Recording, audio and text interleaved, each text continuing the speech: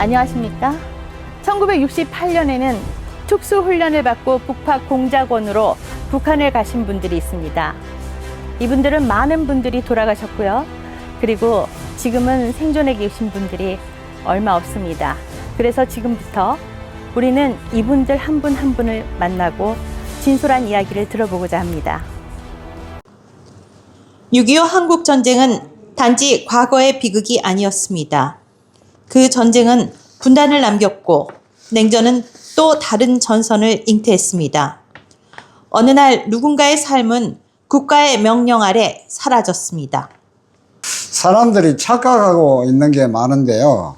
북파공작원이라 하면은 군인이라 생각하실 건데 그렇지 않습니다. 육군, 해군, 공군은 정식적으로 병무청에서 모집에 의해서 군 병력 의무를 마치지만 그런데 저는 군인이 아니었습니다. 계급도 군번도 소속도 신분도 없는 우리는 그저 사라지는 존재였었어요. 그러면 그런 거를 어떻게 처음 시작을 하게 되셨어요? 남자라면 모든 사람이 병력 의무를 마쳐야 하는 건데 저도 병력 의무를 마치려고 병무청을 방문했는데 병무청 게시판을 이렇게 보고 읽고 있는데 그러던 중에 그 공무원 그 신분이라는 사람이 신분증을 제시하면서 군에를 가려고 하나? 예, 그렇다고 하니까 그러면은 자기랑 그 대화를 좀 가졌으면 한다고 하길래 그래 대화를 들어보니 군 면제도 시켜주고 정부 그 기관에 취업도 시켜주면서 그 좋은 그 환경에서 근무할 수 있는 자리가 있는데 거기 가기를 원하냐. 그러면서 또 제시하는 게 그때 당시에 제가 1978년도에 병무청에 갔었는데 그때 그 돈으로 4천만 원이라는 그 급여와 거기서 또 수당 거기에 또 대책비까지 그 준다고 하니 괜찮겠네.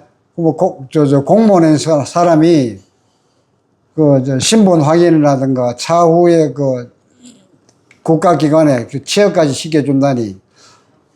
그래서 제가 뭐 혹하는 마음에 어차피 그 병력 의무를 마쳐야 되니까 가게 됐죠.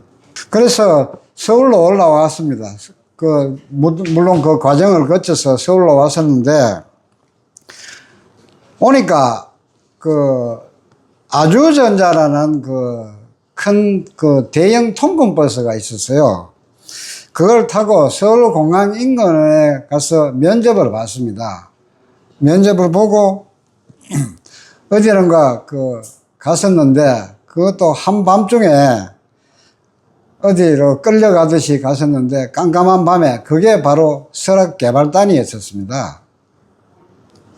1970년대 후반 정부는 민간인을 속여 북한 침투용 특수공작요원으로 만들었습니다. 아주전자와 개발단은 위장된 명칭이었고 그곳은 유령 공작 전투원 양성소였습니다.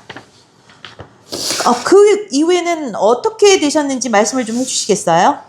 네. 설악개발단이라는 가서 보니까 설악개발단이라는 곳이었었는데 거기가 북파공작원 양성소였습니다.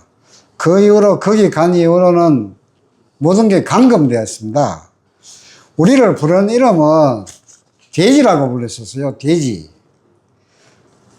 그 훈련 중에 혹시라도 고된 힘든 생활을 견디지 못해갖고 탈영자라든가 생기면은 인민재판식으로 재판을 열었습니다.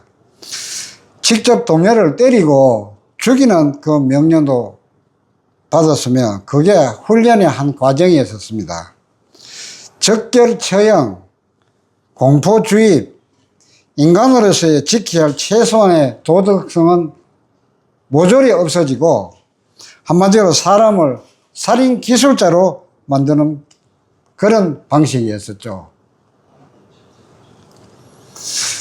그 시절에 아직도 저를 놓아주지 않고 있는데 2025년인데 저는 아직도 1978년에 머물러 있는 것 같습니다. 공장원이라는 단어만 들어도 오금이 저리며 섬뜩섬뜩합니다. 또 저도 요즘 저녁 잠을 제대로 못 이루는데 매일 밤 악몽과 헛된 꿈을 꾸며 꼭 거기에 있는 것 같은 그런 느낌을 항시 받고 있으며 이것이 죽어야만 끝나는 고통이 아닌가 싶습니다. 네. 그러면 그곳에서 나온 후에 정부로부터는 어떤 보상이나 책임을 받으셨어요? 정부 책임이라고는 전혀 없었습니다. 지금도 정부는 이렇게 말하고 있습니다. 당신들은 그 시절 군인이었었다.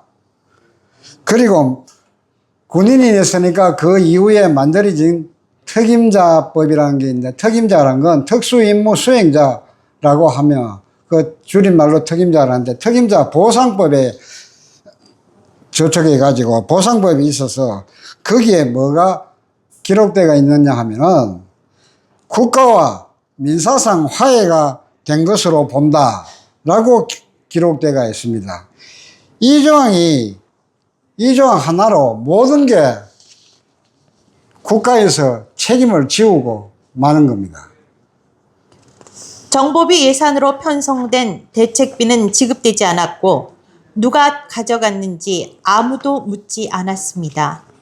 국방부, 정보사, 국회까지 그 누구도 책임지지 않았습니다. 그러므로 인해 가지고 정부에서 국가에서 책임을 아무도 지지 않으니까 우리는 법의 사각지대에 존재를 하거든요. 우리는 기억되지 않는 존재, 기억되지 않는 훈련을 받은 사람들입니다.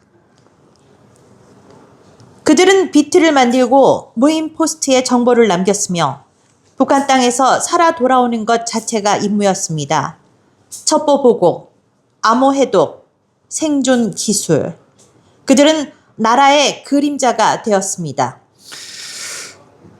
정부가 아무런 그 대책 없이 저희들을 방출시켜 놓고 우리를 데려간 것도 정부였었고 기록 없이 버린 것도 국가였었습니다.